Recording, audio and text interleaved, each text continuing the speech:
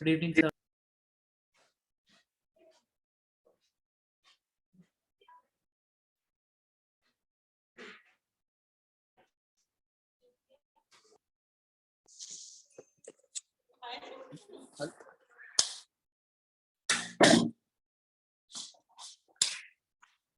Good evening, sir.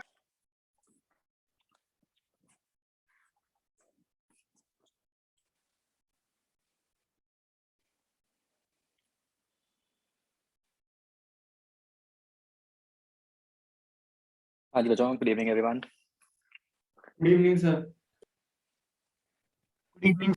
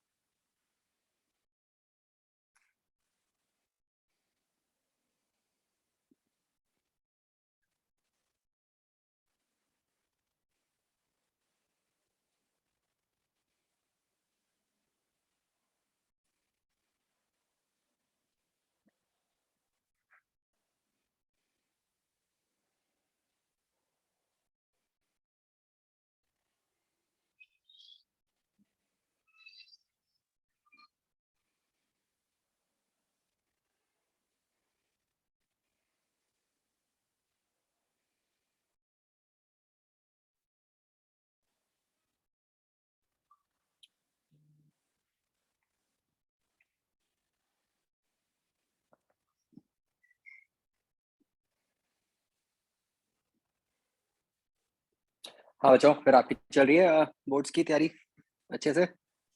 Yes Yes, sir. Yes sir.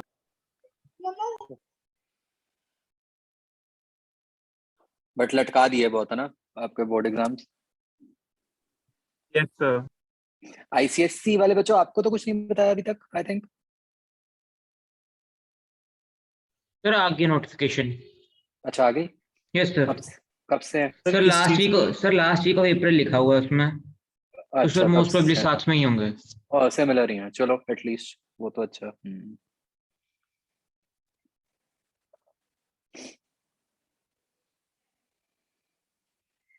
तो वैसे मतलब आपको कुछ स्कूल में बताया हो या कुछ, ये मतलब इन्होंने इतना लेट किया क्यों है? कोई इसका लॉजिक है? COVID, sir. सर वो कहते सब्जेक्टिव के कारण उन्होंने इतना लेट करा। सर मोर ओवर सब्जेक्टिव के लिए टाइम बहुत कम था ना, मतलब फर्स्ट टर्म के लिए काफी महीने थे और सेकंड टर्म के लिए बहुत कम, इस वजह से। हाँ, यस तो सीबीएसई की पॉलिसी है कि 4 मंथ तो देते ही हैं प्रिपरेशन के लिए एग्जाम्स की। अच्छा तो टर्म 1 के बाद उन्होंने कहा था 4 मंथ तो हम देंगे टर्म 2 करने के लिए। ओके, ठीक है, ये चलो हाँ थोड़ा लॉजिकल लग रहा है। Sir could you please confirm कि ये हमारा लास्ट वीक है यूबीसी का? हाँ जी, ये आपका अभी यूपीसी का लास्ट वीक है, बिल्कुल। सर क्योंकि प्री बोर्ड्स चल रहे हैं ना हमारे। अभी इसके बाद नहीं होंगी। वैसे बच्चों, हमारा प्लान ये था कि आपका ना मतलब मार्च फर्स्ट वीक से वी वर थिंकिंग अबाउट कि आपकी 11th स्टार्ट कर देंगे फुल फ्लेज्ड। बट मेरे को आज ही पता चला कि अभी तो मार्च फर्स्ट वीक में तो सबके ही आपके प्री बोर्ड्स हैं। नो सर, हमारे फेब के अंदर खत्म हो जाएंगे। मतलब ऑलमोस्ट काफी स्कूल्स के हैं ही। तो फिर आपको बताएंगे अभी थोड़ा देख के क्या सूटेबल डेट्स बनती हैं कि कब शुरू करेंगे। सर वैसे आपका पर्सनल ओपिनियन क्या है, कब होंगी क्लासेस +1? नहीं, हम तो यही चाह रहे थे कि भाई आपका मतलब जब हमें पता चला था कि अप्रैल लास्ट वीक में है, तो हमने ये सोचा था कि मार्च एक वीक आपको पूरा क्लास 11th पढ़ा देंगे और फिर अप्रैल में will give you break again, और फिर मोस्ट लाइकली वो मई एंड तक खत्म हो जाते, उसके बाद हम फिर शुरू कर लेते। बट सर आप वो अपनी फेमस बेट लगा लो, हमें शायद सच पता चल जाए। नहीं, अभी तो अब क्या लगाऊं, अब तो ऐसा तो कुछ नहीं है ना, अब तो पता ही है कि एग्जाम्स हो रहे हैं। अब कुछ बचा नहीं है उस बेट में। सर वैसे आप जीत ही गए एक तरीके से, क्योंकि जब होने वाले थे तब तो हुए नहीं, वो तो पोस्टपोन्ड ही हो गए। नहीं, मतलब मेरे को तो यही लग रहा था होंगे ही नहीं, तो मैं ये तो नहीं कहूंगा कि मैं जीत गया। सर हमारे लिए तो ये जैसे बहुत ज्यादा फ्यूचर प्रेडिक्शन हो। हाँ, मुझे एक्चुअली ज्यादा चिंता ये है कि मतलब इससे सारे मैटर से प्रॉब्लम ये हुई है कि आपकी 11th प्रैक्टिकली जून में स्टार्ट होएगी। अब यस सर, बहुत लेट हो जाएगा। ये तो लेट हो गए यहाँ से, बट क्लास 11 तो लेट होती ही नहीं। क्लास 11 तो मतलब बिल्कुल सारे स्कूल्स, हर कोई मतलब आपका फेब में एग्जाम्स ले लेता है, और कोई ऐसा तो है नहीं कि कोई क्लास 11 का आपका कोई सिलेबस कटा है। तो वो क्लास 11th मतलब बड़ी फास्ट पेस पे करनी पड़ेगी। बट अगर आपने यूबीसी किया है तो ये आपको बहुत हेल्प करेगा। सर पर अगर हमने यूबीसी करा हुआ है तो सर टाइम कुछ कम लगेगा या उतना ही लगेगा? हाँ, वो कम लगेगा, डेफिनेटली कम लगेगा। सर और अगर सिलेबस कम हो भी गया 11th का, वो तो कॉम्पिटिटिव एग्जाम्स में तो आएगा ही हाँ, ना। वो तो हाँ पूरा ही करना है, वो तो मतलब कोई साइंस ही नहीं है, वो तो करना ही पड़ता है सारा। चलो बच्चों स्टार्ट करते हैं। So today we'll be starting with vectors, ठीक है। तो बच्चों क्या होता है, आ, जैसे आप जब फिजिक्स में अलग अलग क्वांटिटीज पढ़ते हो, हाँ units dimensions is over, yes. तो जैसे हमने बात भी की थी कि जैसे there are some quantities in physics जिनको हम स्केलर्स कहते हैं, राइट, जिनको हम रिप्रेजेंट कर सकते हैं with the help of a number alone.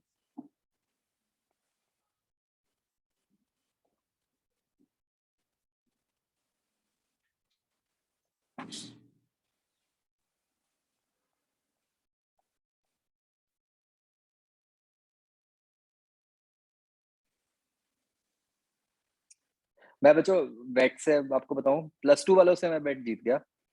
उनको मैंने कहा था कि तुम्हारे फेब में जेई मेंस नहीं हो सकता, और मैंने उनको ये भी बताया था, अभी 3 दिन पहले मैंने उनको बताया था कि इस बार तुम्हारे 4 अटेम्प्ट्स नहीं होंगे जेई मेंस के। नॉन मेड वालों के 4 होते थे ना, तो ये अभी कल ही आया कि उनका अप्रैल में है जेई मेंस, और उनके इस बार 4 की जगह 2 अटेम्प्ट्स हैं। इस वजह से 2 अटेम्प्ट अलाउड है। हाँ, और वो तो खैर बहुत अच्छा है, 4 अटेम्प्ट्स तो ना मतलब प्रैक्टिकली न्यूसेंस ही बन जाती है। सर वैसे भी कोई करता नहीं होगा 4 बार तो। हर कोई करता है, कोई नहीं छोड़ता। मार्क्स इंप्रूव कर रहे हैं तो फिर क्यों क्या करें। पता क्या होता है, वो होप ऐसी चीज होती है ना कि जिसके मतलब सीधी बात है, जिसकी फर्स्ट रैंक के अलावा जो भी रैंक आई है ना, हर कोई करता है कि भाई सेकंड रैंक वाले को भी यही लगता है मैं फर्स्ट आ जाऊंगा, तो देता तो हर कोई है। तो वो उससे सर मतलब जैसे सेकंड वाले की अगले पेपर में फर्स्ट आ गई तो उससे फिर फर्स्ट वाले की रैंक का क्या होगा? तो जेई मेंस में बहुत सारे फर्स्ट होते हैं। जेई मेंस में करीब मैं आपको समझाऊंगा कभी उसको, जो मतलब जो उसका लॉजिक है उसके हिसाब से, तो उसमें मतलब अगर 4 अटेम्प्ट होते हैं तो उसमें अ, कुछ बेस्ट आउट ऑफ 4 वाला फॉर्मूला लगता है। नहीं नहीं, वो ये कहते हैं कि हाँ, कि अगर आपने 4 बार दिया है तो वो चारों में से आपकी जो बेस्ट स्कोर है उसको कंसिडर करेंगे। बट मतलब जो मान लो जो फर्स्ट ही आ गया, तो मतलब उसमें आई थिंक 4 अटेम्प्ट, पता नहीं 30-35 लोगों की फर्स्ट रैंक होती है, कुछ ऐसा होता है। मैं आपको बता दूंगा एग्जैक्ट लॉजिक उसका। अरे ये तो सच में न्यू सेंस हो गया। नहीं, न्यूसेंस ये नहीं है, न्यूसेंस तो चलो ठीक है, अच्छा है इतने लोग फर्स्ट आ गए, खुश हैं इतने लोग। न्यूसेंस ये होती है कि जो लोग जेई एडवांस के लिए सीरियस होते हैं ना, उनका बहुत टाइम वेस्ट हो जाता है पूरे प्रोसेस में। कि वो मतलब जब चाहे जितना मर्जी कह लो, जब आपका जेई मेंस अगर पेपर है तो उसकी तैयारी के लिए कुछ ना कुछ टाइम तो आप लगाते ही लगाते हो, है ना। मतलब अच्छे से अच्छा बच्चा भी है, वो चाहे कहने को कह देगा कि हाँ जी मैंने तो फर्स्ट अटेम्प्ट में ही तैयार कर लिया था, बाकी अटेम्प्ट्स की तो मैंने सिर्फ पेपर देने ही जाना है, लेकिन ऐसा होता नहीं है, आप उसमें टाइम लगाते हो। तो मतलब जैसे लास्ट ईयर था, तो वो अब मतलब वो बच्चे जब तक जेई मेंस खत्म नहीं हुआ था वो जेई मेंस ही करते रहते हैं।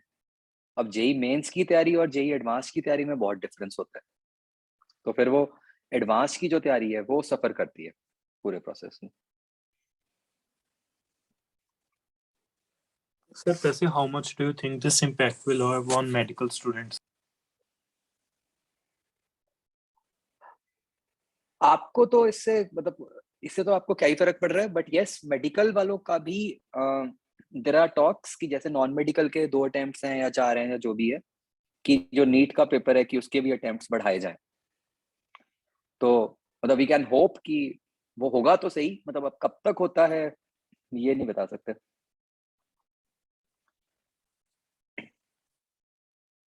ओके चलो बच्चों, कमिंग बैक, तो स्केलर्स हैं कोई भी ऐसी क्वांटिटीज जिनको आप नंबर से प्रेजेंट कर सकते हो, जैसे कि स्पीड हो गई या मास हो गया, ठीक है। अब बच्चों जो आप मैथ्स सीखते हो, ठीक है, वो मैथ्स भी स्केलर के ऊपर ही अप्लाई की जा सकती है। मतलब जो आपका प्रेजेंट मैथ्स का लेवल है जितनी आपने की हुई है, that can be applied to scalars only.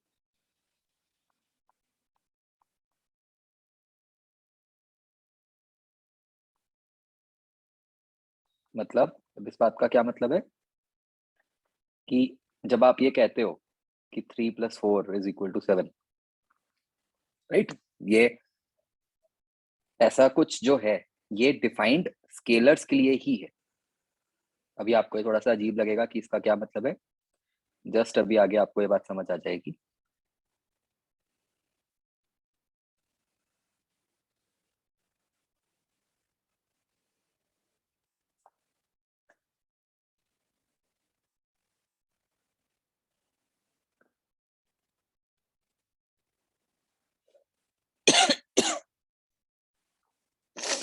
तो भूमि अभी आ रहा हूं मैं उस क्वेश्चन पे, ठीक है।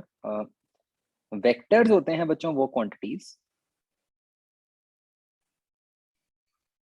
जिनमें नंबर तो होता ही है जिसको हम बोलते हैं एज मैग्नीट्यूड, और साथ ही साथ उसमें डायरेक्शन भी होती है, ठीक है। इसका एग्जांपल बच्चों जैसे कि Torque. वेलोसिटी, ठीक है, या फिर फोर्स। तो मतलब जब हम बात करते हैं एक फोर्स की, तो हमें उसको ऐसे बोलना पड़ेगा, force of just for example 10 Newton towards right.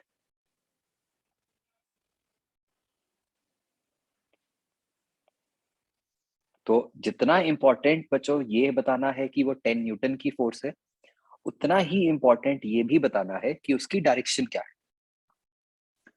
तो आप ये समझ सकते हो ना कि मतलब अगर आप किसी को सिर्फ ये कह रहे हो कि 10 न्यूटन फोर्स लगा और आपने उसको ये बताया ही नहीं कि किधर को लगानी है, तो everything can change based upon that, isn't it? तो देयर आर सर्टेन क्वांटिटीज जहां पे डायरेक्शन स्पेसिफाई करना बहुत ही जरूरी है, ठीक है, उसके बिना उसकी सेंस ही नहीं बनती। तो बच्चों ये जो सारी क्वांटिटीज होती हैं इनको हम कहते हैं एज वेक्टर्स।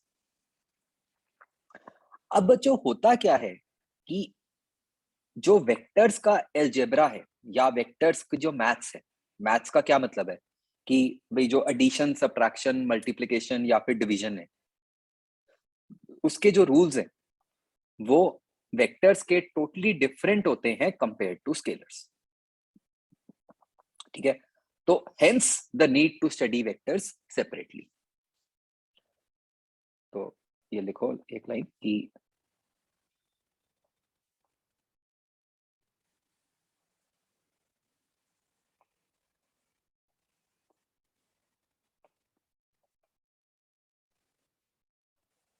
तो जितने भी ये मैथमेटिकल रूल्स होते हैं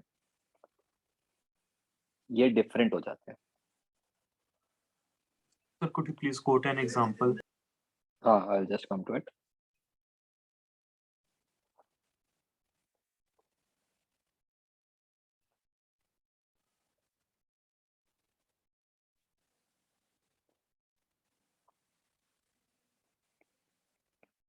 इसका बच्चों एक बहुत सिंपल सा एग्जांपल है.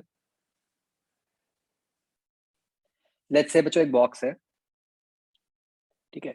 उस बॉक्स पे मैंने पहले कार्तिक को बोला कि भाई उस पर 10 न्यूटन फोर्स लगाओ, ठीक है. सिर्फ इतना बोला मैंने कार्तिक को कि भाई 10 न्यूटन फोर्स लगाओ, और लेट्स से कार्तिक ने ऐसे फोर्स लगाई, ठीक है जी. अब मैंने भूमि को बोला कि 10 न्यूटन फोर्स लगाओ, और कुछ नहीं बोला. मान लो भूमि ने फोर्स लगा दी ऐसे 10 न्यूटन, ठीक है. तो अगर मैं अपने मन में सोचूं कि भाई मैंने कार्तिक को बोला था 10 न्यूटन फोर्स लगाने को, भूमि को बोला था 10 न्यूटन फोर्स लगाने को, ठीक है. तो भाई टोटल ब्लॉक पे कितनी फोर्स लग रही है? 0. 0. नहीं, वो तो फिगर देख के पता चला ना आपको. मैंने तो कोई फिगर देखा ही नहीं, मतलब मैंने तो सिर्फ कार्तिक को कंपेयर करते हैं दो सिचुएशन. तो हम ये भी कह सकते हैं अगर 20 फिगर नहीं होगा तो 20. 20 समझो एक बात को, कंपेयर करते हैं दो सिचुएशंस को. मैंने कार्तिक को कहा कि मार्केट से 10 किलो आटा लेके आ, और भूमि को भी कहा कि मार्केट से 10 किलो आटा लेके आओ. तो मेरे पास घर पे कितना आटा आ गया टोटल? 20 किलो. 20 kg. 20 इसमें kg. तो कोई कंफ्यूजन नहीं है ना. अब बाय सेम लॉजिक मैंने कार्तिक को कहा 10 न्यूटन फोर्स लगा, भूमि को भी कहा 10 न्यूटन फोर्स लगाओ, तो उस हिसाब से तो 20 न्यूटन फोर्स लगनी चाहिए थी. लेकिन अगर उन्होंने फोर्स ऐसे लगाई है जैसे मैंने फिगर बनाया, तो वो फोर्स कितनी है? 0 तो Newton. तो जीरो है ना.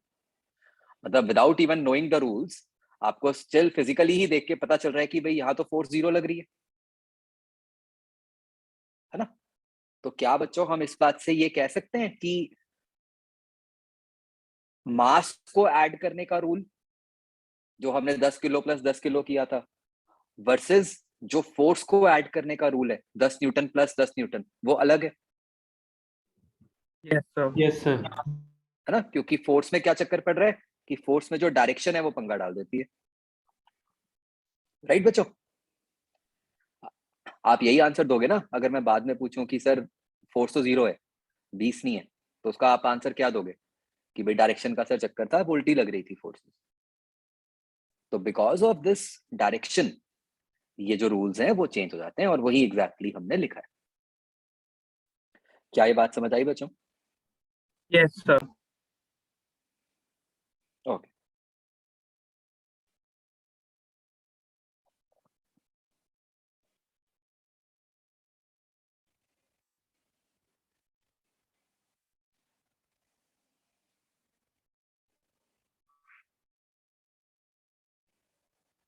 ठीक है.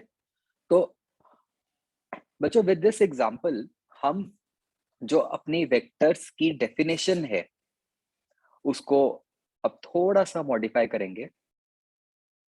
हम सिर्फ ये नहीं बोलते कि वेक्टर्स ऐसी क्वांटिटीज हैं जो जिनका मैग्नीट्यूड है और डायरेक्शन है, हम उसके अंदर एक बात और भी ऐड कर देते हैं. इसको ध्यान से देखना. वी से कि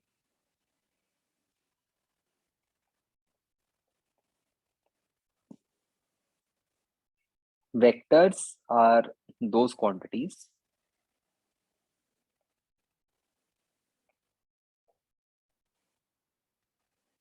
which have magnitude, direction and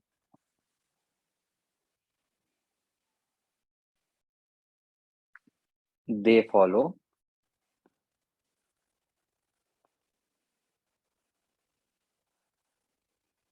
rules of vector addition.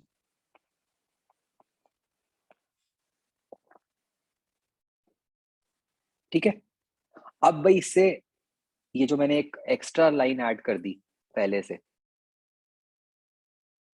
इससे क्या फर्क पड़ा बच्चों, देखते हैं।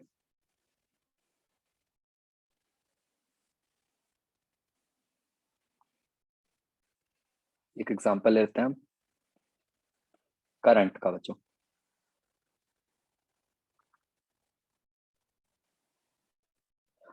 बच्चों क्या करंट का मैग्नीट्यूड होता है? Yes, sir. यस,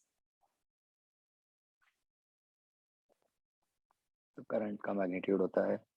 क्या करंट की डायरेक्शन होती है? Yes, sir. यस, है ना। बट अब हम एक एग्जांपल लेते हैं। लेट्स से एक वायर में बच्चों ऐसे आ रहा है 10 एम्पेयर्स करंट, एक वायर में इस तरह आ रहा है 10 एम्पेयर्स करंट, और ये दोनों वायर्स मिलके ऐसे नीचे को जा रही हैं। तो यार नीचे वाली वायर में बच्चों कितना जाएगा? तो 20 एम्पियर। 20 ampere. सर बट जो करंट है वो तो नीदर एक स्केलर नॉर एक वेक्टर क्वांटिटी होती है ना। नहीं, I am just coming to it. तो आप नीचे अब बच्चों क्या भेजोगे करंट को? क्या करोगे, 0 या 20? 20 ampere. है ना, बिल्कुल ऊपर वाले एग्जाम्पल के हिसाब से। तो क्या बन रहा है ये, मतलब अगर हम ऊपर वाला लॉजिक लगाते तो 0 बनता, लेकिन यहाँ 0 नहीं है, यहाँ पे इट इज 20। तो इससे बच्चों क्या पता चल रहा है कि करंट क्या है? करंट स्केलर है या वेक्टर है? Vector. नहीं, अगर करंट वेक्टर होता फिर तो Scalar. आंसर 0 होना चाहिए था। Scalar quantity. Scalar. तो current is a scalar quantity.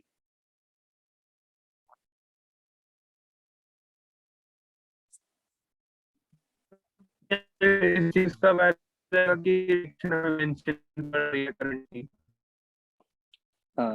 समझ नहीं आया किसने क्या बोला, वॉइस ब्रेक कर रही थी आपकी, प्लीज रिपीट।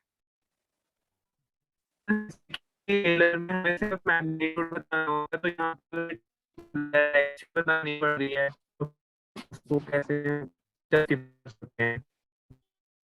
कुछ नहीं सुनाई दिया जिसने भी बोला। बच्चों मेरे को ही नहीं सुनाई दिया या औरों भी किसी को नहीं सुनाई दिया? Voice is cracking. Voice is cracking. Voice is breaking.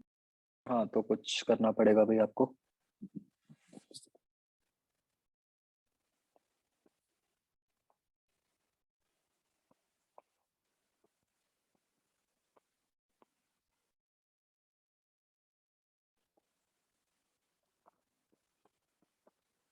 तो हम देख सकते हैं कि it does not follow rules of vector addition. तो इसलिए बच्चों करंट जो है, नो बच्चों, I can see words like कि current is a tensor quantity. No, current is a scalar.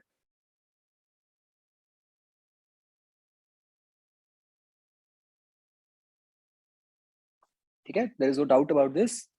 Current is a scalar, that's it. कुछ इसमें मतलब मुझे बट कुछ इससे फिर वो वायलेट नहीं हो जाएगी? क्या? देखो इसकी डायरेक्शन भी है एंड विदाउट डायरेक्शन तो इसकी वर्थलेस ही है। नहीं नहीं, करंट वेक्टर की डेफिनेशन देखो क्या है कि जो वेक्टर एडिशन के रूल भी फॉलो करे। ठीक है, तो करंट के केस में वो रूल फॉलो नहीं कर रहा, तो इसलिए वो वेक्टर नहीं है और इसलिए वो स्केलर है।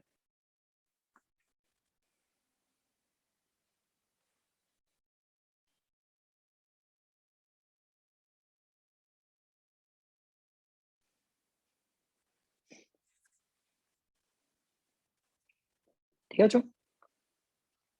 Sir, could you please explain how this is following the scalar rules? So means if it is a vector quantity, then क्योंकि इस केस में हमने ये किया ना कि 10 + 10 20 किया, तो ये तो स्केलर रूल ही है ना। no, sir, I'm asking if what is the reason behind it. वो अभी आपको आगे समझ आएगा। चार्ज मतलब इसका रीजन बेसिकली चार्ज कंजर्वेशन है कि अगर लेफ्ट साइड से चार्ज आ रहा है और राइट साइड से भी चार्ज आ रहा है तो नीचे भी कुछ चार्ज जाएगा। हम ऐसा नहीं कह सकते कि चार्ज 0 हो जाएगा, राइट? कि भाई अगर 10 इलेक्ट्रॉन लेफ्ट से आ रहे हैं, 10 इलेक्ट्रॉन राइट से आ रहे हैं, तो नीचे को 20 इलेक्ट्रॉन जाएंगे क्योंकि इलेक्ट्रॉन्स रास्ते में तो खत्म होने से रहे। ओके बच्चों, सबको ये बात क्लियर हो गई कि current is a scalar quantity? Yes, sir. Yes, sir. Yes, sir. Okay, तो आगे देखते हैं बच्चों, हाउ डू वी रिप्रेजेंट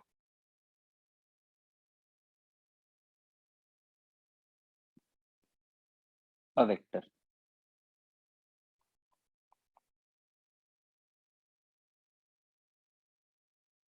तो बच्चों एक वेक्टर को हम सिंपली एक ऐसे एरो से रिप्रेजेंट करते हैं, ठीक है, जहां पे इस एंड को कहते हैं एज टेल, इस एंड को कहते हैं एज हेड या फिर टिप।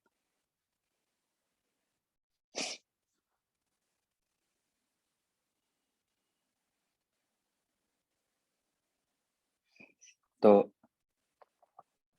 ये बच्चों एरो जिस डायरेक्शन में पॉइंट करता है वही डायरेक्शन होती है vector quantity.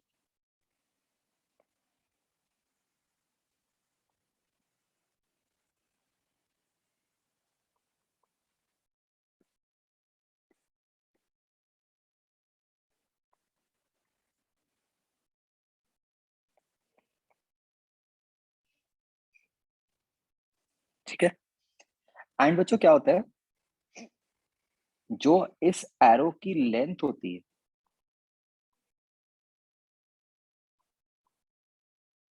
That is proportional to the magnitude. ठीक है, मतलब यहां पे मैंने एक बात समझो कि मैंने प्रोपोर्शनल साइन क्यों लगाया, मैंने इक्वल टू साइन क्यों नहीं लगाया।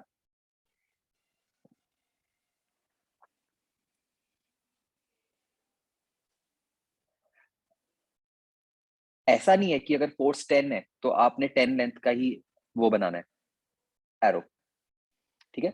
इसका मतलब सिर्फ ये है कि भाई अगर फोर्स जितनी ज्यादा है तो आपके एरो का साइज उतना बड़ा होना चाहिए कंपेयर टू कि अगर आपकी कोई फोर्स छोटी है तो आप एरो को छोटा भी दिखाओ। मतलब मैं एक एग्जांपल देता हूं, उससे आपको एक बात बिल्कुल क्लियर हो जाएगी। मान लो आपको दो फोर्सेस रिप्रेजेंट करनी है, एक आपको रिप्रेजेंट करनी है 4 न्यूटन टुवर्ड्स राइट और एक आपको करनी है let's say 8 Newton towards north. ठीक है बच्चों, तो all that this means is कि जैसे यहाँ पे स्क्वायर्स भी बने हुए हैं तो ये बहुत अच्छे से आपको दिख जाएगा कि अगर मैं बच्चों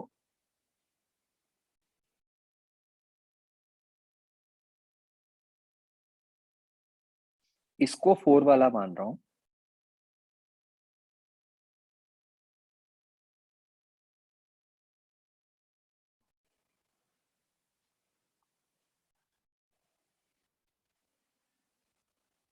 Sir, could you please show the previous note once?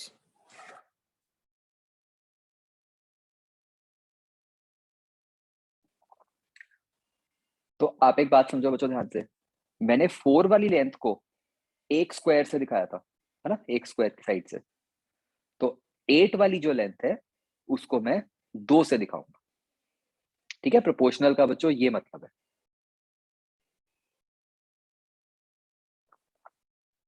ये बात समझ आई बच्चों? Yes, sir. Excuse me sir. Hmm, sir अगर हमें 2 फोर्सेस की बजाय सिर्फ एक फोर्स दी होती है सर, तो तब लेंथ कितनी होगी? तो हम कोई भी दिखा दो, कोई फर्क नहीं पड़ता उससे। Okay sir, thank you sir. और इसीलिए हम ना नीचे मतलब लिख देते हैं, जैसे मैंने लिखा है ना 4 या 8, ताकि पता चल जाए ओके कि क्या सर। है। ठीक है बच्चों, तो अगर हम फिगर ही बना रहे हैं तो फिर तो काम बहुत आसान है। आपने बस एरो उसी तरफ को दिखा देना है जिस तरफ को फोर्स लग रही है। इनफैक्ट मेरे ये बिना बताए बच्चों, हमने ऊपर भी तो यही किया था। अब देखो यहाँ पे, है ना, बस जब मैंने एरो दिखाया था तो आप इसे समझ ही गए थे ना कि ये फोर्स राइट को है, तो बस वही करते हैं हम।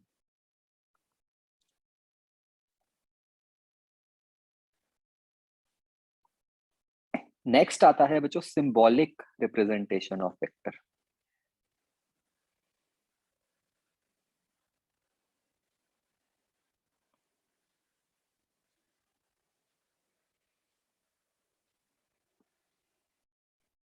ठीक है, सिंबॉलिक का मतलब उसका सिंबल क्या है, जिससे आपको ये समझ आ जाए एकदम देखते सार कि भाई वो क्वांटिटी वेक्टर है। तो बच्चों अगर कोई भी क्वांटिटी x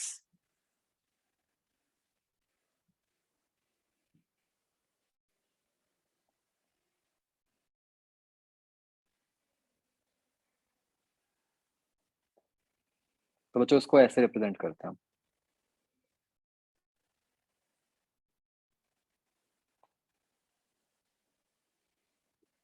x लिख के उसके ऊपर हम ऐसे एरो लगा देते हैं।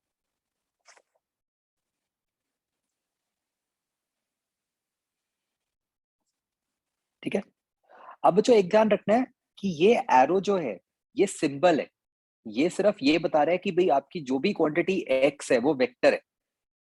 इस एरो का मतलब ये नहीं है कि x जो है वो राइट की तरफ है। क्या ये बात समझ आ रही है बच्चों? मतलब डायरेक्शन जो भी हो, हम सिंबल हमेशा राइट की तरफ ही दिखाते हैं। और इसका बच्चों जो मैग्नीट्यूड होता है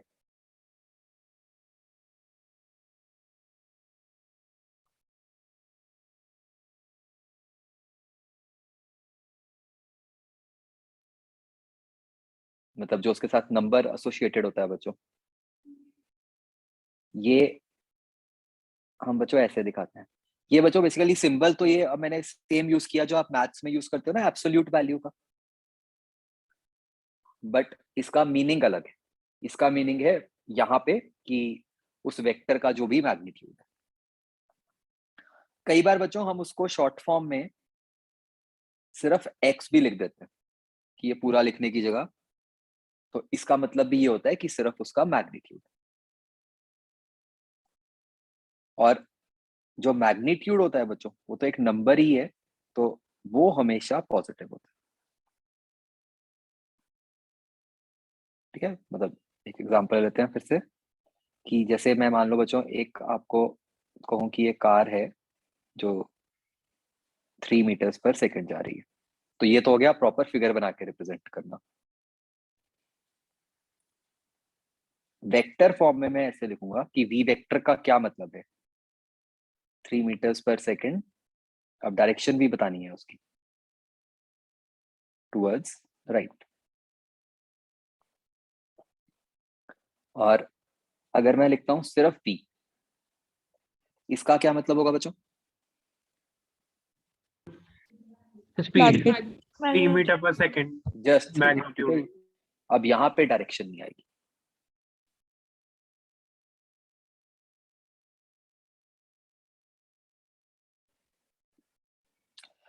बच्चों क्लियर सो फार? Yes, sir. Yes sir. Okay,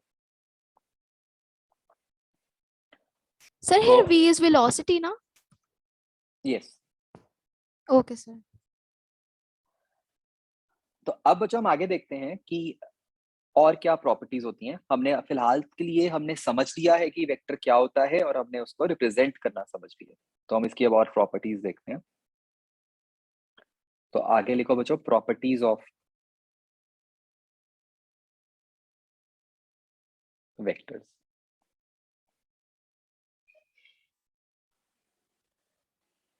तो इससे बच्चों सबसे पहली प्रॉपर्टी जो आती है that is, second please scroll up a little. Sir what if अगर वो स्लांटिंग डायरेक्शन में जा रहा है? हाँ कोई दिक्कत नहीं है, जहां मर्जी जाए।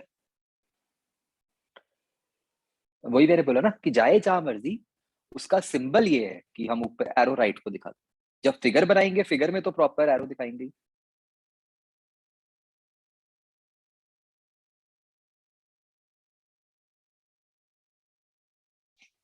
Thank you sir. ओके, तो मैं अभी एग्जांपल लेता हूँ, उससे आपको क्लियर हो जाएगा कि लेट अस से कि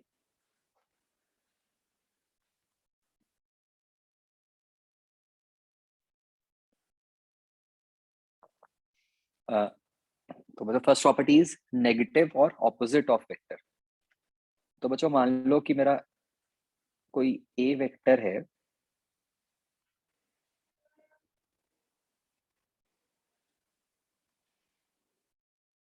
जो इस तरीके से है।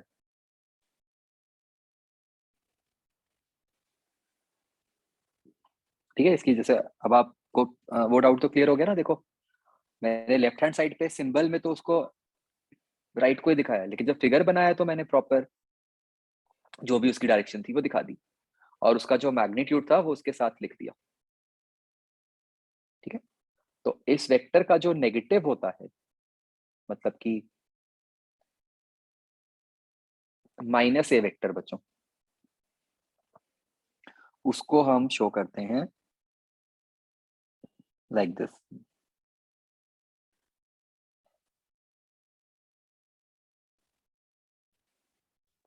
So these are properties of vectors. This is the first property.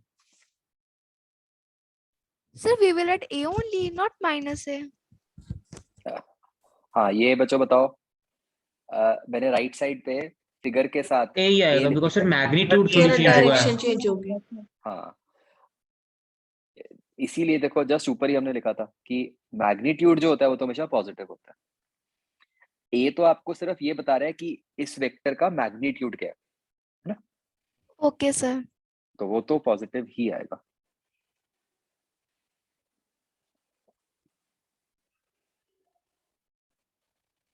तो बच्चों इस फिगर से आपको क्या समझ आ रहा है कि नेगेटिव का मतलब क्या है? The same magnitude Opposite but direction. opposite direction. हाँ, तो नेगेटिव या फिर जो ऑपोजिट वेक्टर होता है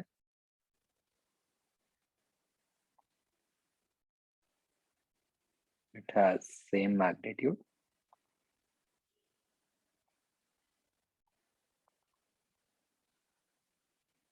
but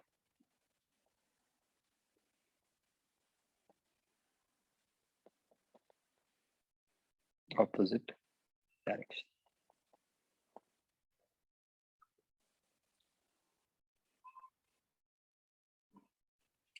ये बच्चों समझ आ गया? Yes, sir. Yes, sir. Okay, next property बच्चों,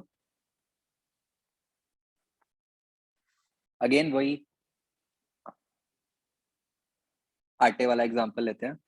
मान लो एक पर्सन 10 किलो आटा लाया, दूसरा पर्सन 4 किलो आटा लाया, तो इसमें से ज्यादा आटा कौन सा है?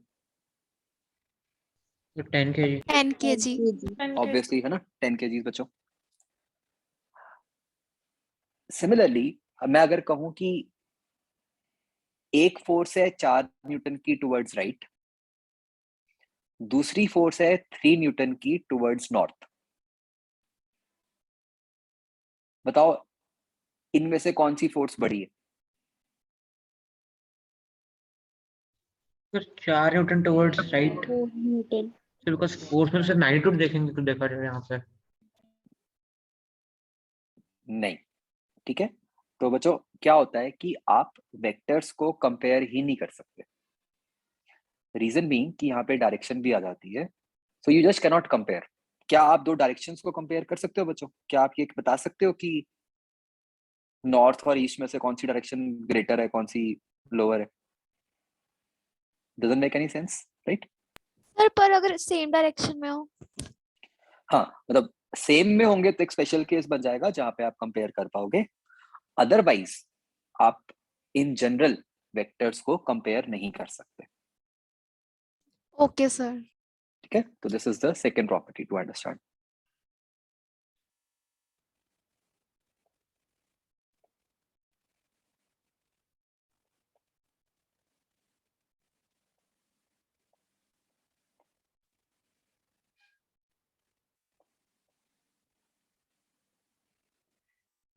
मतलब आप अलग से उनके मैग्नीट्यूड्स को कंपेयर कर सकते हो कि भाई हाँ कि कौन से वेक्टर का मैग्नीट्यूड बड़ा था, बट एज सच डायरेक्शन समेत कंपेयर नहीं कर सकते आप दो वेक्टर्स को। ठीक है,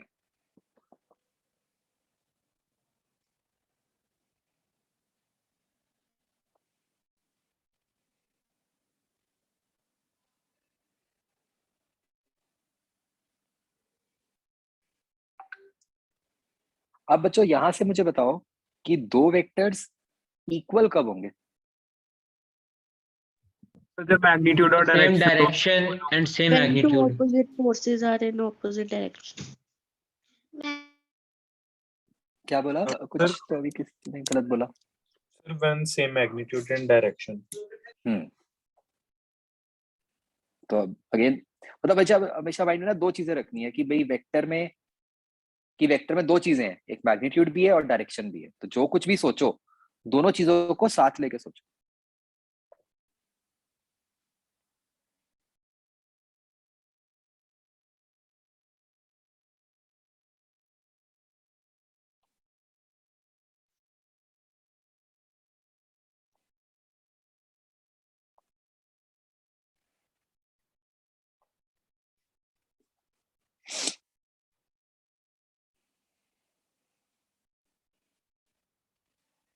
अंडरस्टूड बच्चों? Yes, sir. Yes sir. Okay.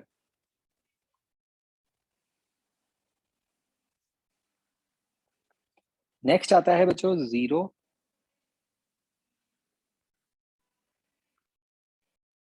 या फिर नल वेक्टर।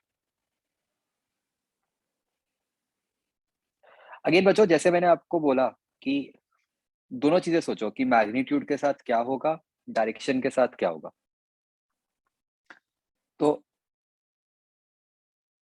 सर इस केस में जीरो तब हो सकता है if the magnitude is zero. Magnitude is same, direction is opposite. मतलब नाम से ये तो समझ आ रहा है कि अगर जीरो वेक्टर नाम है उसका बच्चों, तो उसका मैग्नीट्यूड क्या होगा? जीरो। जीरो। है ना? तो चलो पहली लाइन तो लिखें, zero magnitude. Now what about direction? Any arbitrary direction.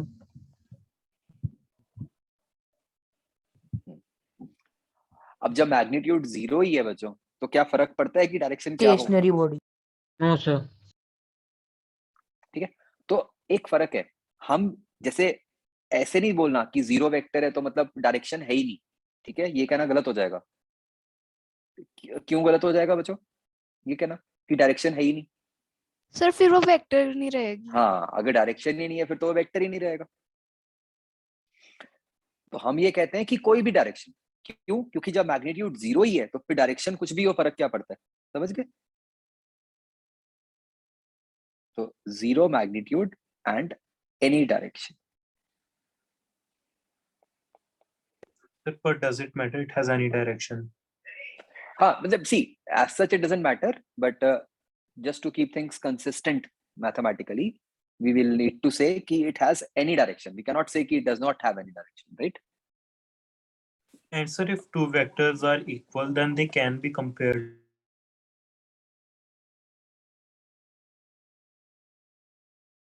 क्या मतलब? Sir, अगर two vectors equal हैं, like you said that same magnitude and same direction, then they can be compared. नहीं वही तो ना, यहाँ तो डायरेक्शन सेम हो गई इसलिए आप कंपेयर कर पाए। अगर डायरेक्शन सेम ना होती फिर तो आप कंपेयर ना कर पाते ना। तो Okay, sir. इनफैक्ट आप यहाँ पे बच्चों ये लिख ही लो कि ताकि जब बिल्कुल क्लियर रहेगा कि if they have different directions, ताकि कोई कंफ्यूजन ही ना हो।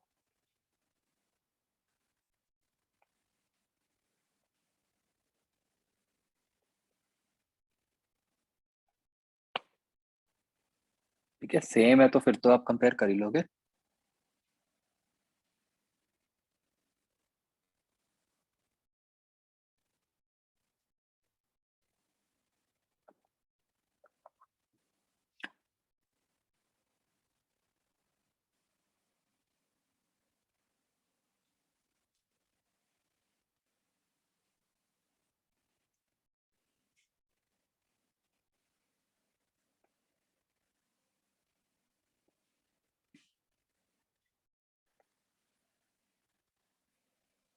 तो बच्चों जैसे ना ये एज सच काम कहीं नहीं आता जीरो वेक्टर। ठीक है, मतलब क्योंकि जब जीरो ही है तो क्या ही उसका यूज करेंगे हम।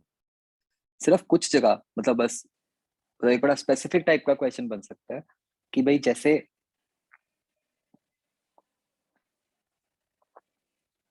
मतलब अब राइट हैंड साइड पे क्या बनेगा बच्चों, 0 बनेगा या 0 वेक्टर बनेगा, ये बताओ। Zero vector. Zero vector. Zero vector.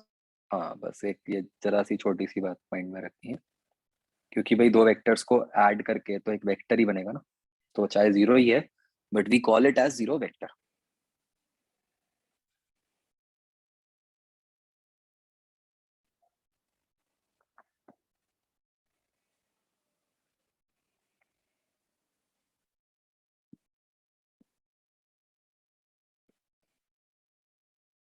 Next आता है बच्चों collinear vectors.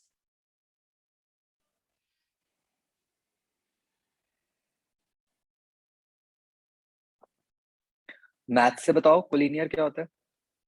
lying in the same line. In same line. हाँ तो vectors lying along the same line.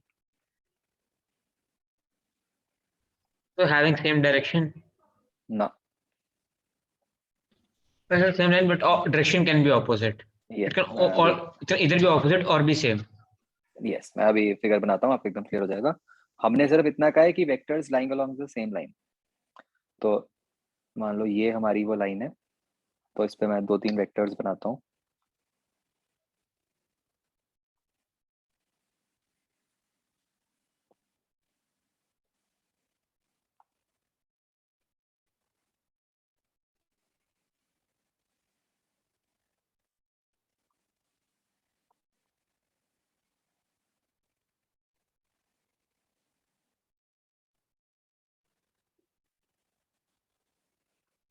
Right बच्चों, तो ये तीनों वेक्टर्स जो हैं एबीसी, तीनों कोलिनियर है। इनकी डायरेक्शन से कोई फर्क नहीं पड़ रहा।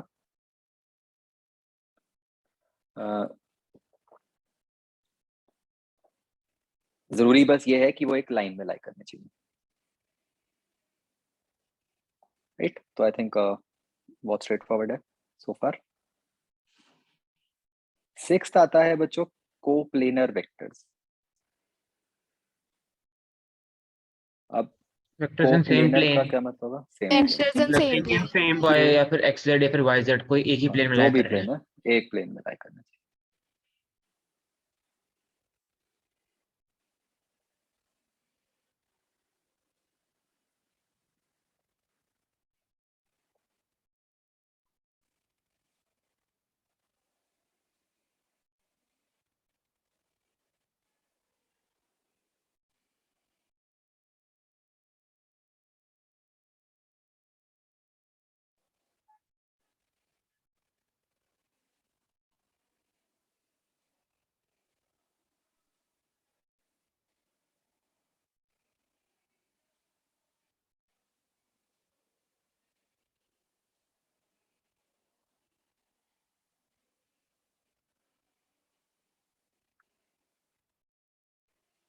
अंडरस्टूड बच्चों।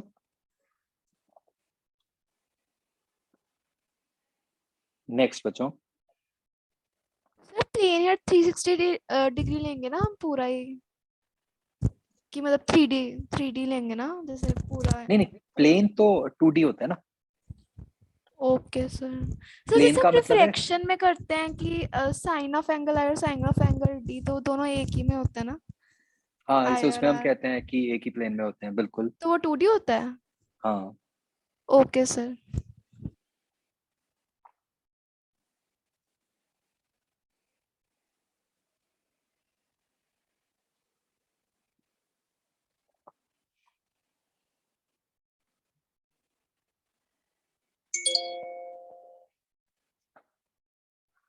ओके।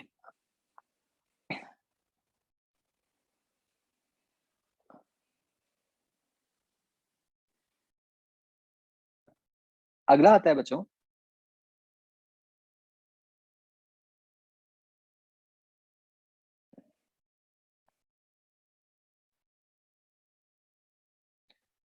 अच्छा, मान लो ये कोई एक्स वाई प्लेन है। मैं इसमें एक वेक्टर इस तरह से दिखा रहा हूँ, ठीक है। 5 Newton magnitude, direction towards right. ये क्या रिप्रेजेंट कर रहा है बच्चों, a vector of magnitude 5 Newton and direction towards right, isn't it. Yes, sir. Yes, sir. Yes, sir.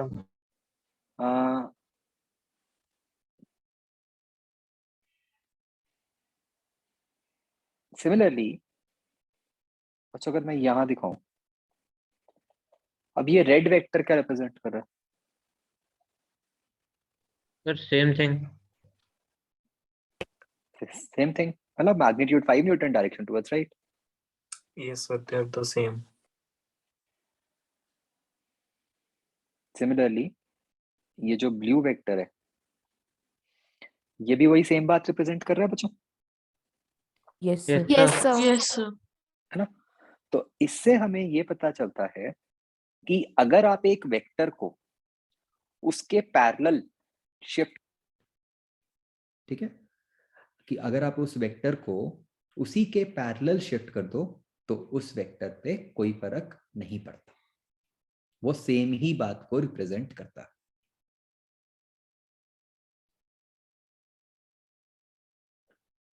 तो ये बहुत ही एक इंपॉर्टेंट प्रॉपर्टी है कि देयर इज नो चेंज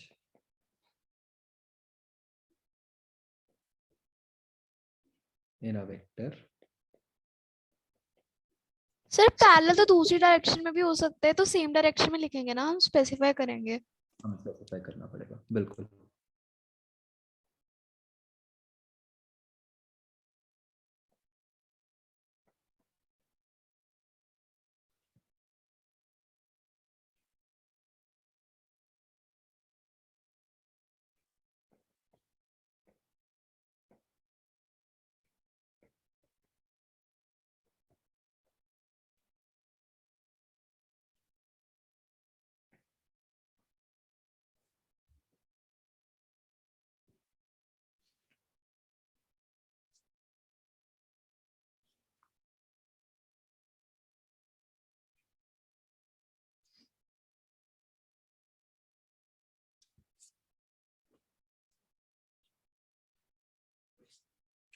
आ गया बच्चों समझ यहाँ तक?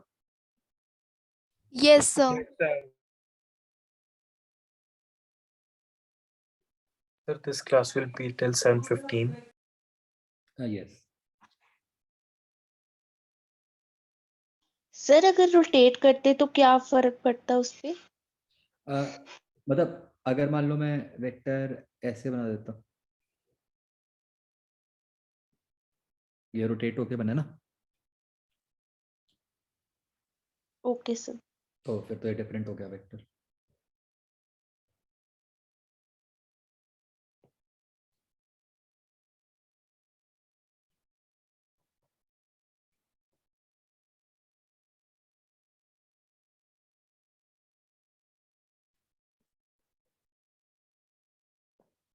नेक्स्ट प्रॉपर्टी है बच्चों एंगल बिटवीन टू वेक्टर्स। तो ये बच्चों एंगल क्या होता है हमें पता ही है। वेक्टर से कैसे हम इसको कैसे डिफाइन करते हैं कि अगर ऐसे बच्चों मेरे पास दो वेक्टर्स हैं, एक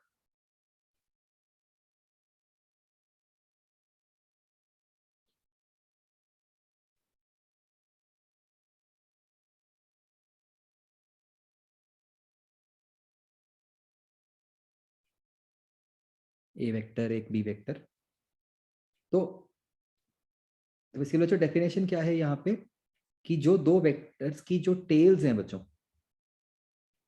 उन टेल्स के बीच में जो स्मॉलर एंगल है उसको हम कहते हैं as angle between two vectors.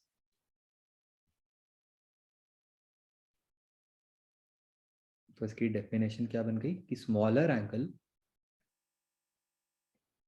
Between the tails of two vectors, वो भी कब, जब वो टेल्स टच कर रही हैं।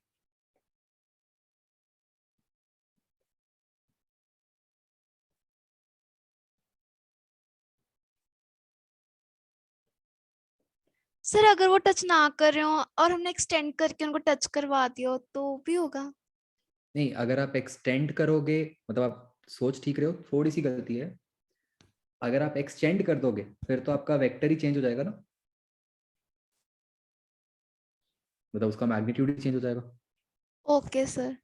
बट आप ये सोचो कि फिर क्या कर सकते हैं, मान लो टेल्स ना टच हो रही हो, फिर क्या सर किया उसको जाए? पैरेलली शिफ्ट कर सकते हैं। हाँ, मतलब अगर मैं एक एग्जांपल लूं कि एक वेक्टर आपका ऐसे है और एक वेक्टर आपका ऐसे है,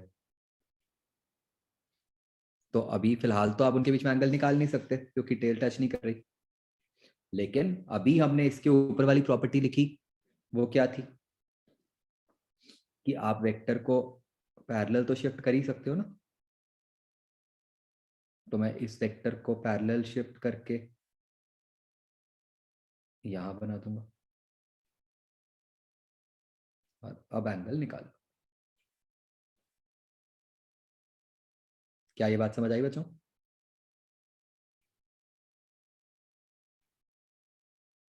सर जैसे आपने ऊपर ए के ऊपर एक लाइन से रिप्रेजेंट किया, पर हम तो उधर मैग्नीट्यूड नहीं लिखते, तो सिंपल नहीं आएगा। हाँ हाँ, यहाँ तो जरूरत नहीं थी। Okay sir.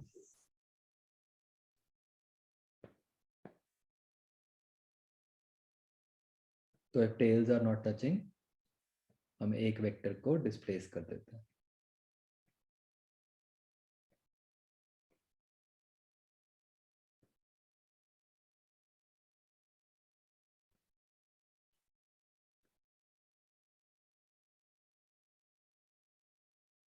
ठीक है, यस सर।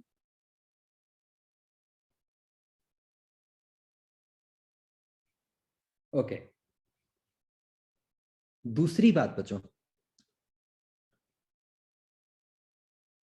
ध्यान से सोच के बताना मुझे, क्या दो वेक्टर्स के बीच में जो एंगल है वो उन दो वेक्टर्स के मैग्नीट्यूड्स पे डिपेंड करता है बच्चों? No sir. No sir. No sir. मतलब ये जो ऊपर मैंने जो दो एरोस बनाए हैं, अगर मैं इनको छोटा बड़ा भी कर देता तो भी वो एंगल थीटा तो सेम ही रहता यस सर। Yes sir. ना। तो अगली प्रॉपर्टी हमारे पास बच्चों ये आ गई कि ये जो एंगल है that is independent of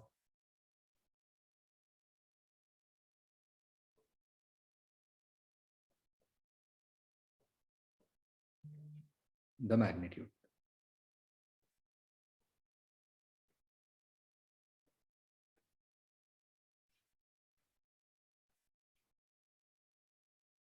sir अगर ये इंडिपेंडेंट है तो अगर हम एक्सटेंड भी करते तो भी क्या फर्क पड़ता? नहीं, जैसे अब देखो ये जो मैंने फिगर ऊपर बनाया हुआ है, यहाँ पे अगर आप एक्सटेंड करते तो Sir, could you please scroll up? तो क्या फायदा होता? नो वेक्टर का सर। मैग्नीट्यूड चेंज हो जाता। हाँ, तो दोनों मतलब को एक्सटेंड करते तो होता। नहीं, दोनों को भी एक्सटेंड करते तो भी मतलब फिर आप उनकी टेल्स को तो टच ना करवा पाते ना, मतलब आपको शिफ्ट तो करना ही पड़ता ना, डिस्प्लेस तो करना ही पड़ता ना किसी वेक्टर को। Yes. Sir, could you please explain this one? Sir means तो हेड से ही एक्सटेंड करना पड़ेगा। हम्म, सर हेड से ही एक्सटेंड करते अगर हम करते हेड वाले एरिया से, नहीं टेल से नहीं कर सकते? नहीं, मतलब अगर करना है एक्सटेंड तो जैसे मर्जी कर दो, बट अगर हम ये जो मैंने दो बनाए थे अगर आप इसमें करते तो फिर उनकी टेल्स, मतलब आप क्या एक्सटेंड करवा के टेल्स टच करवा सकते थे वेक्टर्स की? No sir. ना, तो ये प्रॉब्लम थी। Okay sir. एंड बच्चों दूसरी प्रॉब्लम ये आती है कि चलो हो सकता है कुछ केसेस में काम चल जाता हमारा एक्सटेंड करके, बट वो एक्सटेंड करके क्या होता, मैग्नीट्यूड चेंज हो जाता। तो मैग्नीट्यूड चेंज अगर आप करते तो चलो एंगल तो निकल जाता, लेकिन अगर कुछ ना कुछ और कैलकुलेशन भी इन्वॉल्व होती तो फिर उसमें फिर पंगा पड़ जाता। तो इसलिए हमने ऐसी अप्रोच बनाई है जिसमें कुछ चेंज ना हो, ताकि आप और भी कुछ भी करना चाहते हो तो भी आपका सारा कुछ सही से होता रहे। Okay right? सर।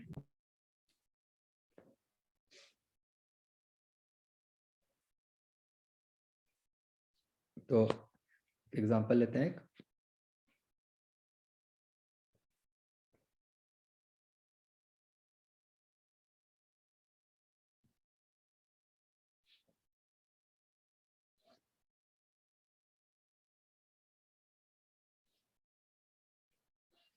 तो बच्चों ये नीचे वाले वेक्टर का मैग्नीट्यूड लेट्स से 4 है, ऊपर वाले का 2 है, और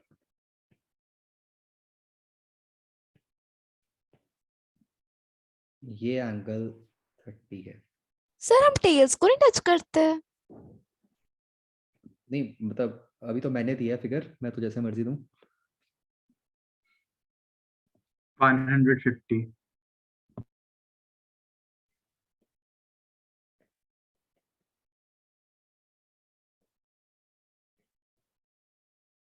तो आपको इस तरीके से दो वेक्टर्स दिए हुए हैं और आपको पूछा है कि इनके बीच में एंगल क्या है, तो बताओ बच्चों।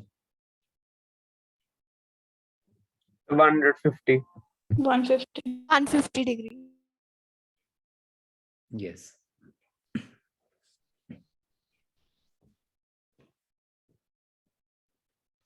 तो सबको समझ आ रहा है ना कि इस केस में जो एंगल है वो 30 नहीं है, वो 150 है,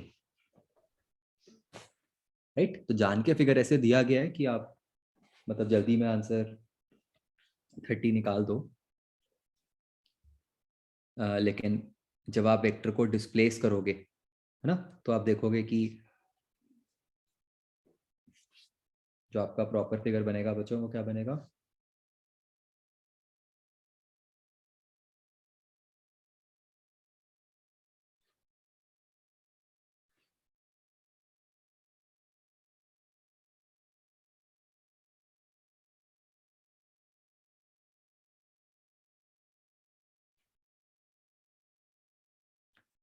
ऐसे बनेगा ना बच्चों, टेल्स को टच करा के। तो फिर ये वाला एंगल क्या बन गया, 150।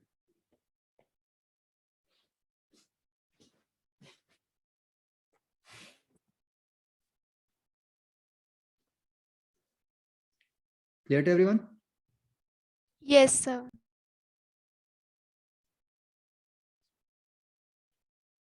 ओके।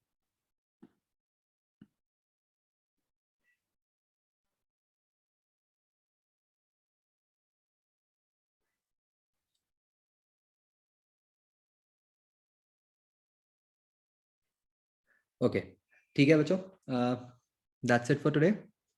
हम कल कंटिन्यू करेंगे अपनी क्लास में, राइट। तो आज तो जो मतलब मेन काम था प्रॉपर्टीज वाला ही था, अभी भी खत्म नहीं हुई है प्रॉपर्टीज, कुछ और भी हैं। कल वाली क्लास में हम इसको आगे और फर्दर यूज करना सीखेंगे कि एडिशन सब्ट्रैक्शन कैसे होती है वेक्टर्स की। Excuse me sir. सर जो असाइनमेंट नंबर 4 थी उसमें से मुझे कुछ डाउट्स थे। हाँ हाँ, तो अब जिसके बच्चों को कोई डाउट्स हैं आप वो पूछ सकते हो। मैं असाइनमेंट 4 में मैं वो ओपन कर रहा हूँ।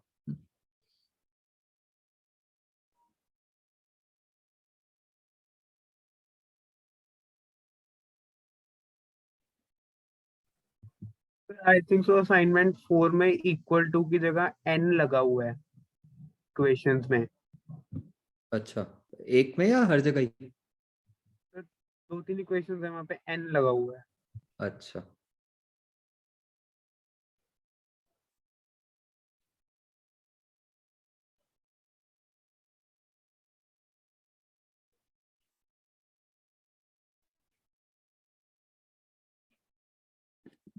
हाँ जी बच्चों, जिनको बच्चों डाउट्स हैं आप पूछ सकते हो, जिनको नहीं है यू कैन लीव। ठीक है। Sir, in the second question, as they have asked for a potential, so won't I also be included as a fundamental quantity?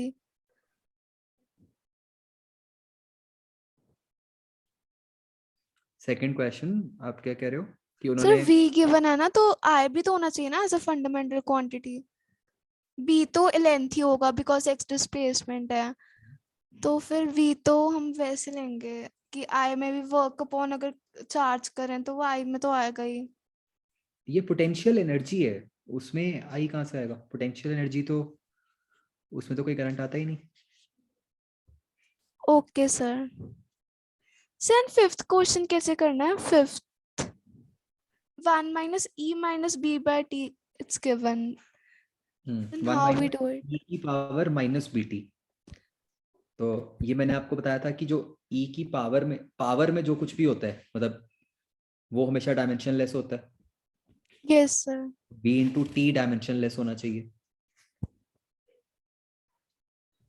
Sir but T is a time. हाँ, तो इसलिए फिर b को 1 upon time होना पड़ेगा. Okay sir. Okay sir. Sir and sixth one.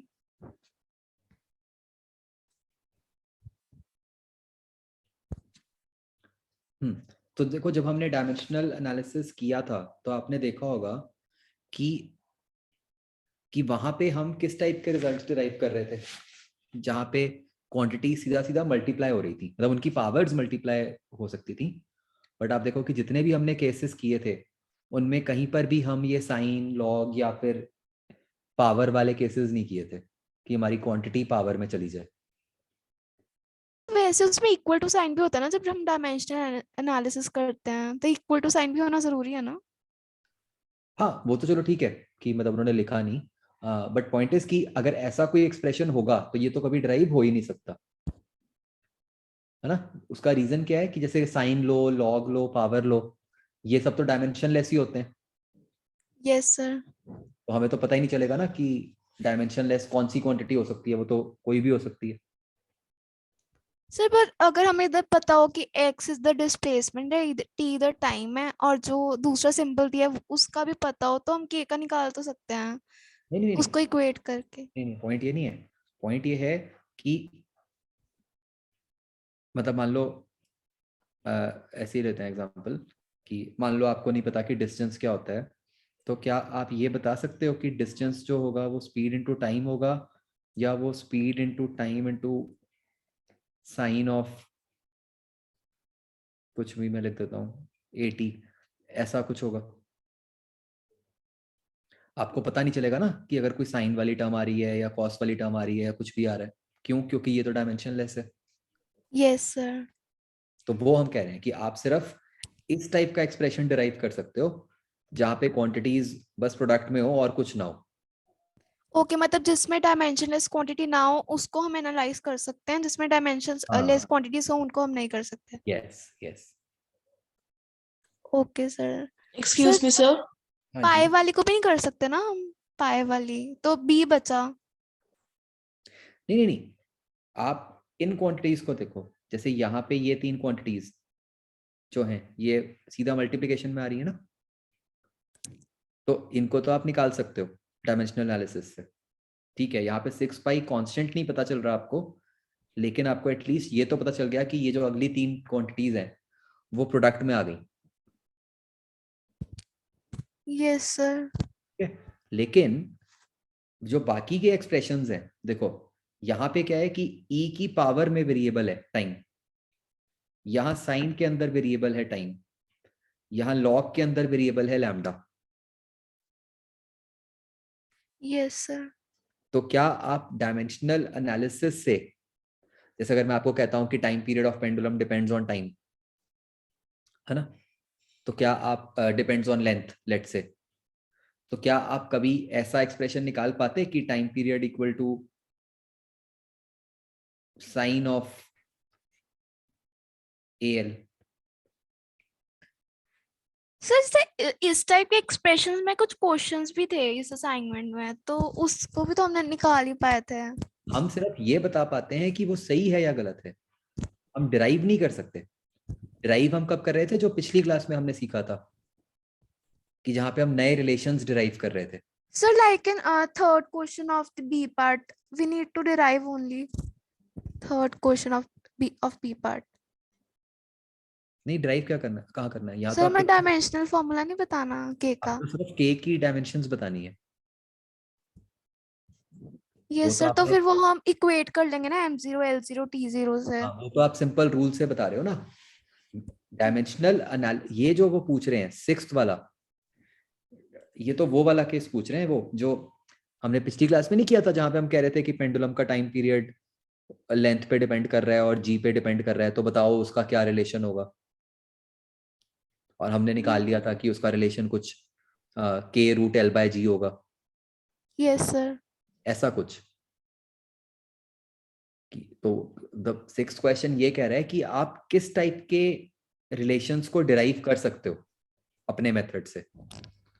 Okay sir. मतलब हम dimensions वालों को डिराइव नहीं कर सकते मेथड से. जो हाँ ये डायमेंशनलेस है, साइन, Dimensionless. इनको नहीं हम निकाल सकते। हाँ ओके सर। सर पर 6 पाई को भी नहीं निकाल सकते फिर तो हम। हाँ, NR एटलीस्ट हम बाकी तो निकाल पा रहे हैं ना, बाकी पावर्स तो पता चल जाएंगी ना बाकी सबकी। Okay sir. सर इधर A और B वेरिएबल्स हैं या कांस्टेंट्स हैं कि कुछ भी हो मतलब सकते हैं, नंबर्स है? हमें नहीं ये भी पता। A और B डायमेंशनलेस तो नहीं है ना? कुछ नहीं पता हमें, कुछ भी हो सकता है, डायमेंशनलेस भी हो सकते हैं, डायमेंशन वाले भी हो सकते हैं। ओके सर, मतलब जिसमें हमें श्योरिटी है उसको ही हम निकाल सकते हैं, बाकी उनमें हमें पता नहीं है। हाँ मतलब यहाँ पे ये साइन वगैरह की टर्म्स तो डायमेंशनलेस है ना, हमें पता ही नहीं कि ये कहाँ आएंगी कहाँ नहीं आएंगी।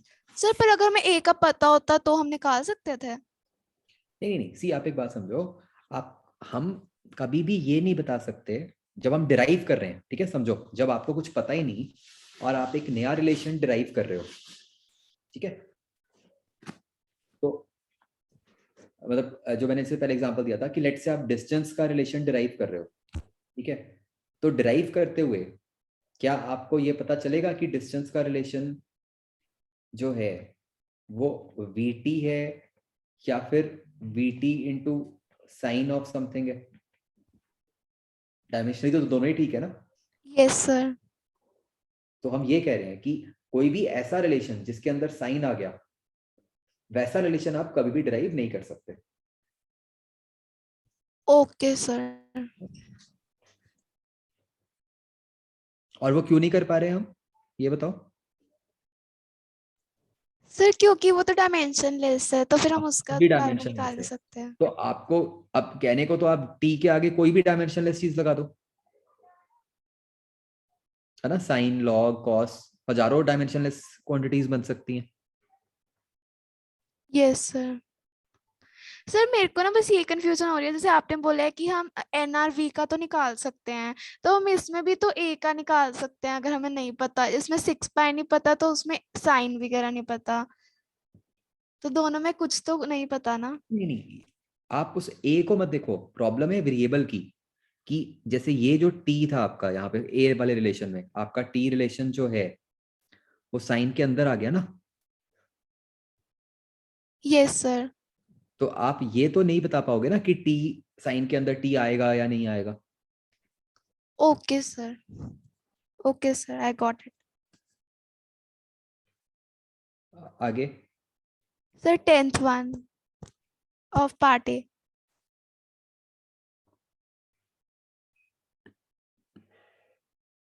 ओके, तो ये रिलेशन कह रहा है कि एक बच्चे ने रिलेशन लिखा tan theta equal to GR/V², ठीक है, तो हमें पूछा है कि why this relation is not correct, ठीक है, तो ये बिल्कुल वही चीज हो गई कि अगर तो आप डायमेंशनली चेक कर रहे हो फिर तो ठीक है, कि अगर आप निकाल के देखोगे कि tan थीटा डायमेंशनलेस है लेकिन GR/V² जो है वो भी डायमेंशनलेस है, तो डायमेंशनली तो ठीक है। अब ये वही बात आ गई जो मैंने आपको क्लास में समझाई थी कि अगर एक रिलेशन डायमेंशनली ठीक है तो क्या ये जरूरी है कि वो असली में भी ठीक हो? No sir. तो वही चीज है, तो ये रिलेशन डायमेंशनली तो ठीक है बट असली में ठीक होना या ना होना जरूरी नहीं था। Okay sir. तो ये जो लिखिए ना फर्स्ट ऑप्शन की equality of dimensions does not guarantee correctness of relation. Yes sir, तो ये तो करेक्ट ही है। हाँ okay sir, and fifth question of part B।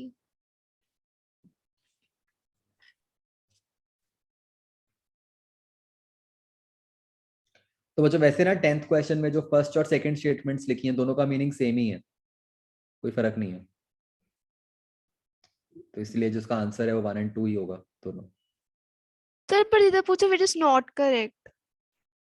नहीं ये नहीं पूछा, ये नहीं पूछा उन्होंने, सर यही तो पूछा why not this correct. Relation is not correct. Okay sir. Okay sir. B part कौन सा? सर B का 5th पार्ट। तो सिर्फ लिपिका ही करती है क्या शीट्स, और कोई नहीं करता?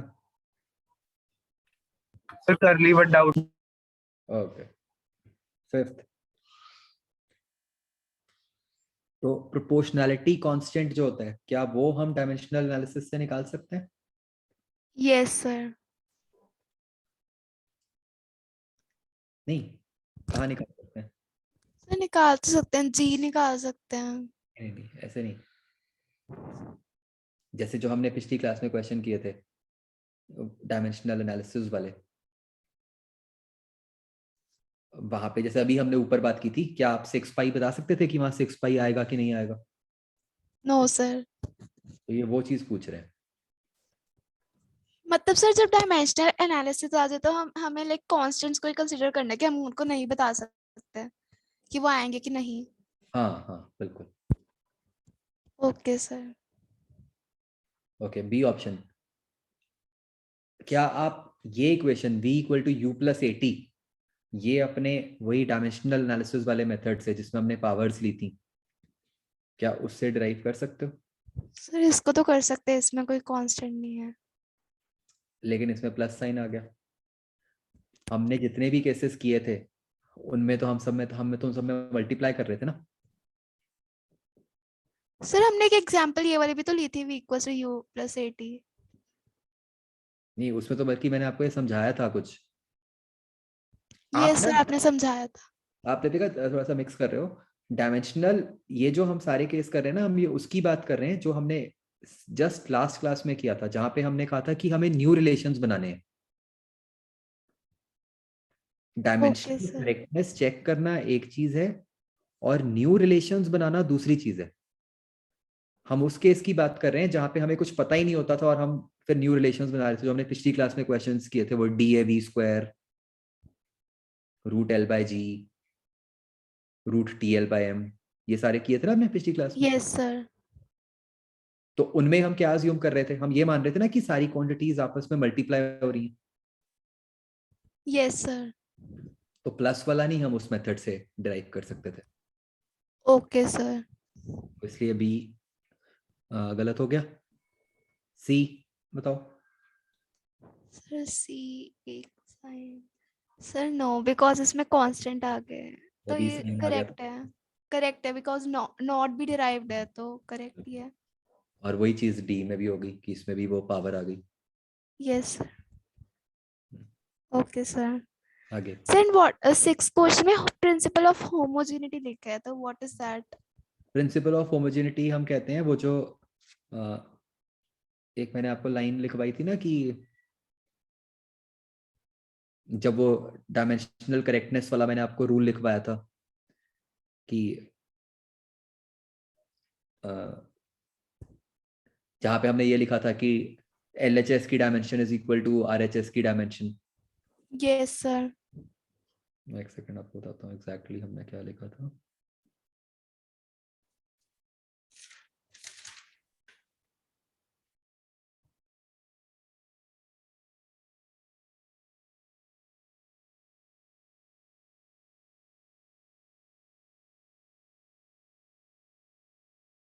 जहां हमने जो थर्ड पॉइंट था, जब हमने कहा था कि टू फाइंड करेक्टनेस, यस हमने ये लिखा था ना कि डायमेंशन ऑफ, कि अगर हमें कोई भी इक्वेशन दी हुई है तो उसमें dimension of x is equal to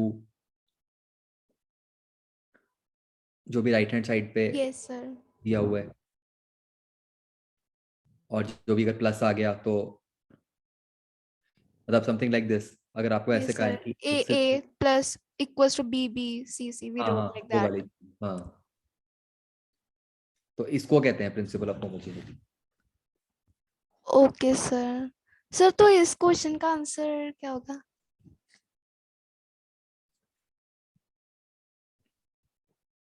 sir तो I think B should be true, A should be true, B should be false. बी कह रहे हैं all unitless quantities are dimensionless. So it's false because they could be with dimensions like g. Unitless quantities, क्या ऐसी कोई quantity है जिसके units ना हो लेकिन डायमेंशंस हैं?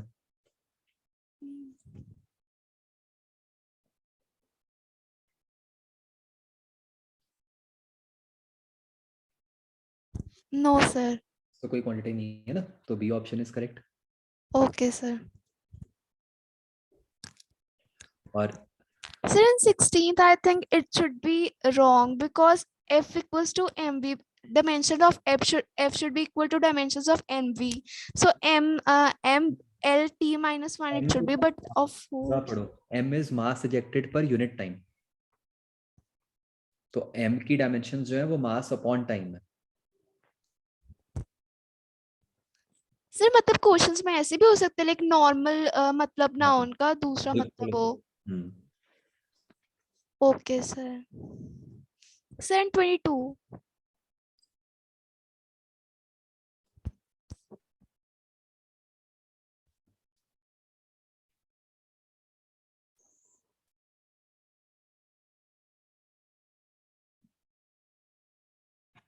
तो 22 में जब आप डायमेंशनल एनालिसिस लगाओगे तो लेफ्ट हैंड साइड पे बन गया एल क्यूब.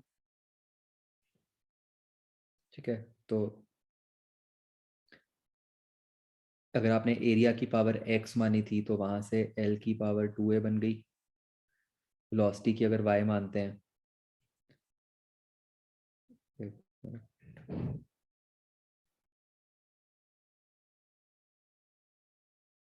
वेलोसिटी की क्या बन गई, l की पावर y t की पावर -5.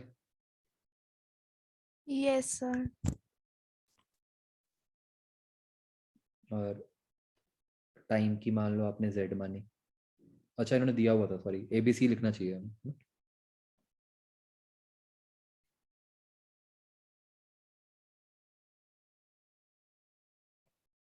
तो l की पावर 2a बन जाएगी. वेलोसिटी की b है तो उसमें बन जाएगा l की पावर b, t की पावर -b. और टाइम की पावर c है तो उसमें बन जाएगा t की पावर c. ये ऐसे बनेगा ना. तो यहाँ पे आप जब कंपेयर करोगे तो आपके पास क्या आया, 2a plus b is equal to 3. ये तो एक रिलेशन आया. और दूसरा क्या आएगा, minus B plus C equals to 0. -b plus equal to. तो इससे आपको ये पता चल गया कि b is equal to c.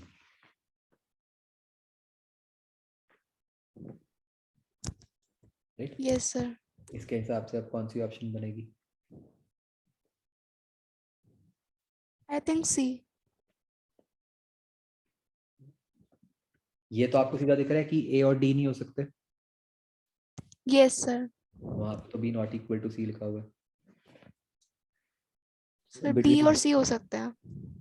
b और c में आप कैसे बता सकते हो, सर बिकॉज एडिशन हो रहा है तो वो इक्वल तो होंगे ही नहीं. कैन वी से दिस वे क्या इक्वल नहीं होंगे, कि 2a प्लस b है तो फिर वो इक्वल तो कैसे होंगे. क्यों हो ही सकते हैं. आप b को 1 ले लो, a को 1 ले लो. Yes sir. तो मतलब इसमें b और c दोनों हो सकते हैं. Yes sir. आंसर में दिया हुआ है कि नहीं दोनों, सर दोनों तो नहीं given, only C is given. तो ये प्लीज करेक्ट करो. 22 में b और c दोनों हो सकते हैं, मतलब जितनी इंफॉर्मेशन गिवन है उसके बेसिस पे. Okay sir. Thank you sir. Done. Yes sir. ठीक. ओके,